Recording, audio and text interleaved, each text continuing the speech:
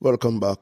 Now, I promised you guys that the next time you saw me, I will be doing a tactical analysis of the Reggae Boys game against the Democratic Republic of Congo. However, I was having some difficulty locating the match replay online. And unfortunately, I never take no notes during the initial airing of the game. So whatever I spoke on was just an emotional outburst and by things that I remembered in the moment. But nonetheless, my opinion still stands. Now, admittedly, me no watch the Reggae Boys. It's too heart wrenching. I'll catch them here or there, and I'll have informal conversations with friends about the game. But I want to say this because somewhere in the comment, and let me tell you something. Thanks to the engagement on the last video, I love the fact that a lot of people reach out and gave their opinions and, good or bad. But one of the opinions that came in to me was this: what me know about coaching? And that's a great question, actually, because I believe if you're up on the internet, they try give content on a subject, you have to at least know what you're talking about. So, when I go on my resume, it's not going to happen. However, I'm going to give you a little bit of a front story. My mentor is this man. His name is Steve Butner. Now, if you are a Jamaican or any iteration of a Jamaican in a year, whether he's a Jamaican, born a yard, born abroad, you knew you all, you in the middle, you would have, I hope, heard about Steve Butner, affectionately known as Gabby.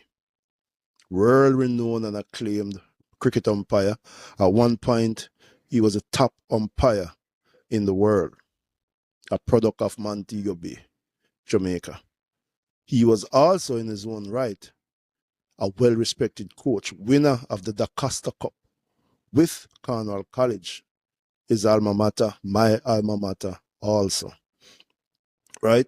And he has coached numerous local football teams to include SEBA, which is now known as Montego Bay United.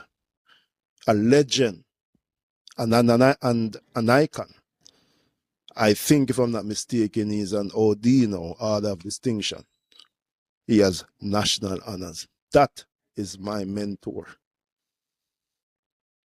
My first idea that I wanted to coach came from playing for Steve Butner's team, Juniors FC in Montego Bay. And even though I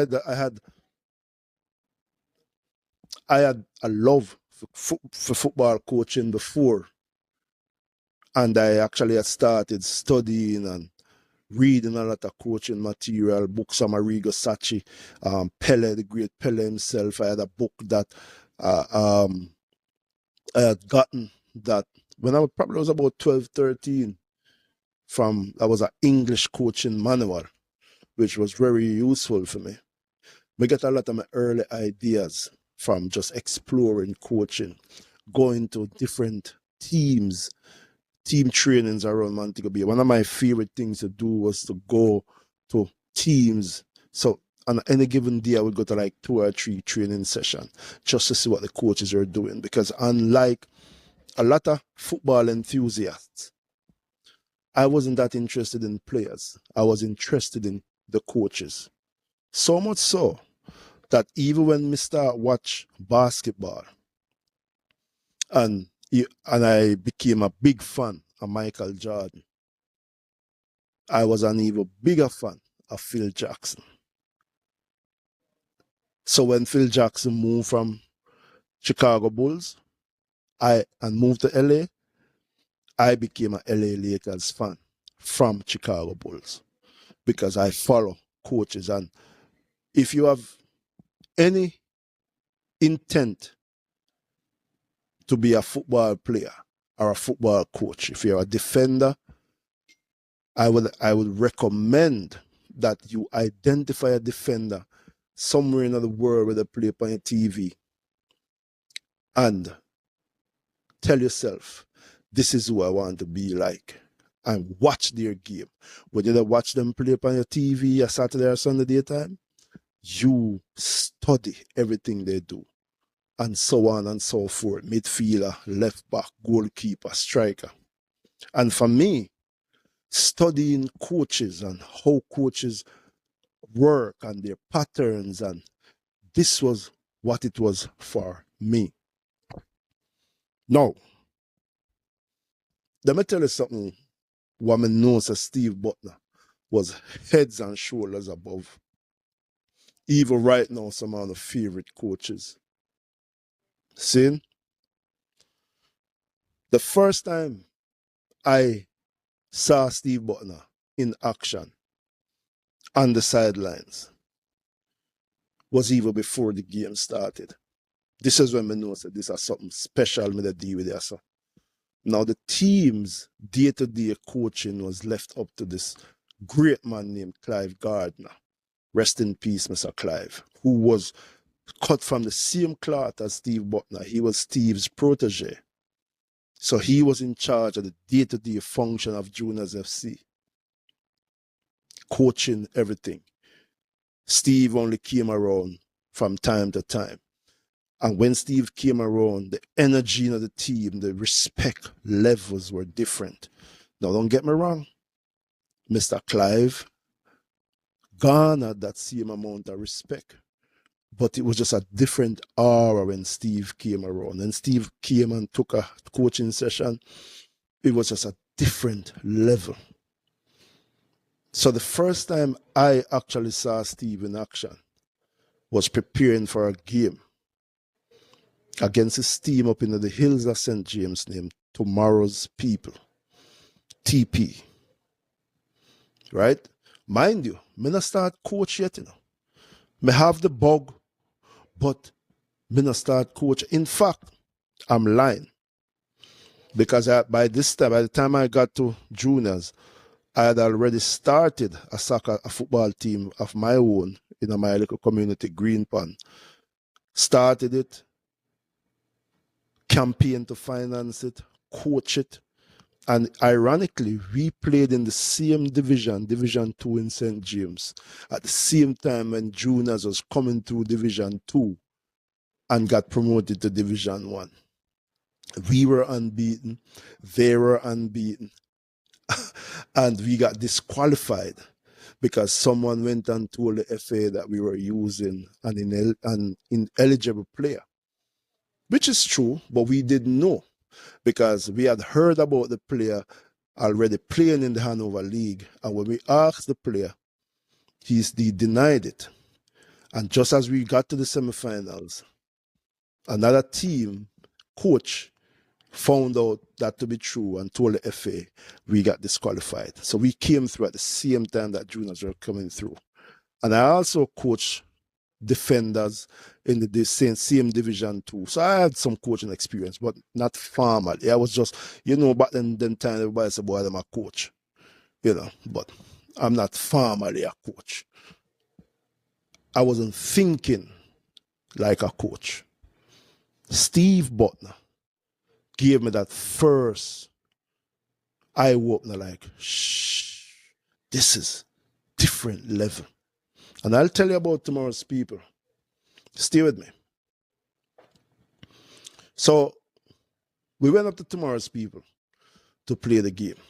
And Steve Butler turned up. And I'm in awe of this great man.